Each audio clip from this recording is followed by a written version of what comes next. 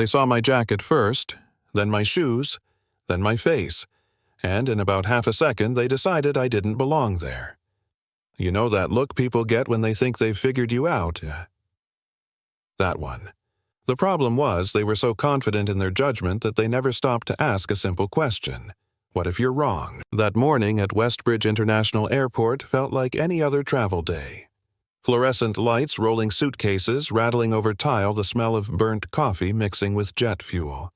People rushing, irritated, half awake. I was standing in the priority boarding lane with my younger sister Maya, both of us quiet, wrapped in our own thoughts. This trip mattered. We were flying overseas for the first time since our mother passed, heading back to the city where she grew up, where she was buried. It wasn't a vacation, it was unfinished business. We didn't dress up for it. I wore a dark hoodie, clean sneakers, nothing flashy. Maya had her hair pulled back, headphones on, trying to disappear into her music. We've learned over the years that blending in is sometimes easier than standing out. But that choice, that comfort, was about to be used against us. When we stepped up to the counter, the gate agent didn't even look at our boarding passes. Her eyes flicked over us and she pointed without smiling toward the general check-in kiosks. "Economy's over there." Flat voice, no hesitation. Like she was stating a law of physics. I remember feeling that familiar tightening in my chest. Not anger yet, just that old, tired recognition. Maya took off one ear cup and calmly said, "We're in first class." The agent sighed, annoyed, like we'd just complicated her day. She finally scanned our tickets, paused, blinked, then rescanned them. Her posture changed, but not the way you'd hope. Not apologetic, defensive, suspicious. She handed the passes back without eye contact and told us where security was. No apology, no acknowledgement. Just a subtle shift from dismissive to guarded. Maya leaned in and whispered, "Same story. Different building." I told her to let it go.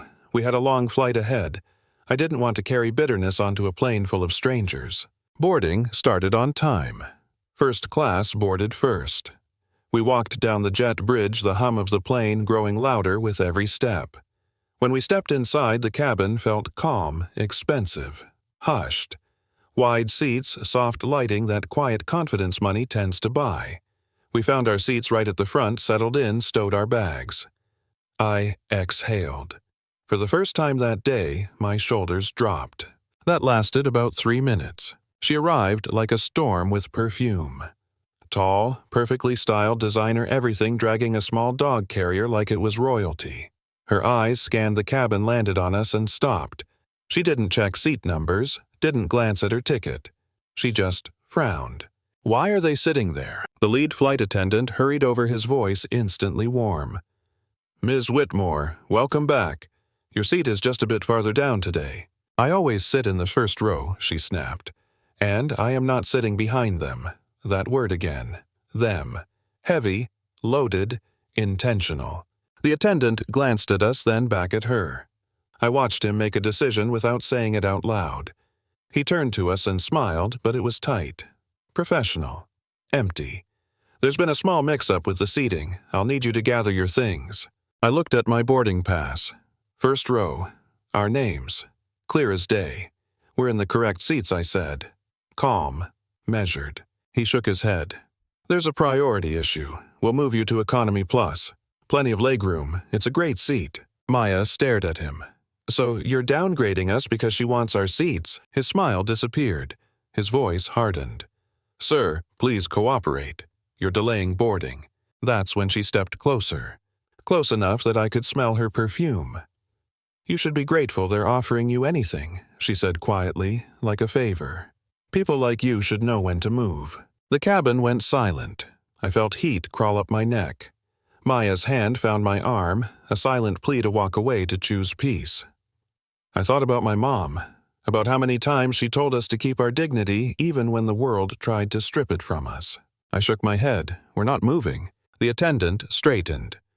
"If you refuse crew instructions, I'll have to report you as disruptive. That can involve security. Do you really want to escalate this?" I looked around. Other passengers avoided eye contact. A few watched with curiosity. Nobody spoke up.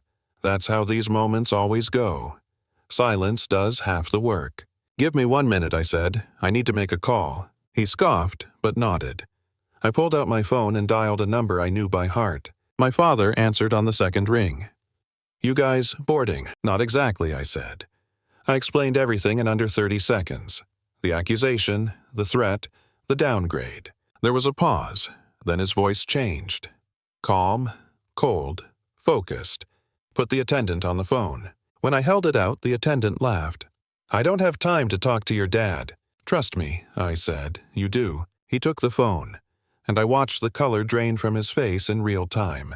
His confident posture collapsed inward like a bad suit. Within minutes, the captain was called out. Words were exchanged. Voices dropped. Then rose. The plane didn't move. Passengers whispered. Phones came out. The truth was simple. My father wasn't just any passenger's dad. He was the majority owner of the airline. The purchase had finalized that morning. The crew didn't know, but ignorance didn't protect them from consequences. The captain was removed. The attendant was terminated. Right there. A new crew was requested. The flight delayed. The woman stood frozen, clutching her dog carrier, suddenly unsure of the ground beneath her heels. She tried to argue, tried to reclaim authority. It didn't work. She was escorted off the plane, loudly protesting, accusing everyone of overreacting. The irony wasn't lost on anyone. When we finally took off nearly an hour later, the cabin felt different. Lighter. Quieter. Not because of the seats or the service or the champagne, but because something ugly had been confronted instead of buried. I thought that would be the end of it. It wasn't. By the time we landed, the internet was already buzzing. She had posted edited videos, clipped audio, twisted context. For a few hours, she was the victim, until someone else posted the full footage, until the truth surfaced uncut, undeniable. The narrative flipped, fast. She lost clients, lost contracts, lost friends who suddenly didn't recognize her. The airline issued public statements, policy changes, apologies, training reforms. A week later, Maya and I stood in a quiet cemetery overseas, rain misting the air, placing flowers on our mother's grave. No cameras, no headlines, just us. Dad stood behind us, hands on our shoulders. He asked if we wanted to avoid this in the future. Fly private. Bypass the system altogether. I thought about it, then I said no, because disappearing doesn't change anything. It just makes the problem someone else's burden. I want to be visible. I want to sit where I've earned the right to sit. I want people to confront their assumptions, not hide from them. So here's my question for you. What would you have done? Would you have moved to keep the peace? Would you have stayed quiet, or would you have stood your ground knowing it might get messy? Drop your thoughts in the comments. I read them. All of them. And if this story hit something real for you, share it. Because silence only helps the people who think they're always right.